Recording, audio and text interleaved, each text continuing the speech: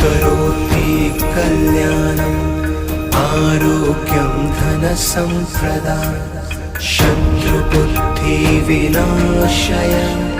दीपज्योति नमोऽस्तुते। शुभं करोति कल्याणम् आरोग्यं धनसम्प्रदाय शत्रुबुद्धिविनाशाय दीपज्योति नमोऽस्तुते। शुभं करोति कल्याणम् आरोग्यं धनसम्प्रदाय शत्रुबुद्धिविनाशाय दीपज्योति नमोऽस्तुते।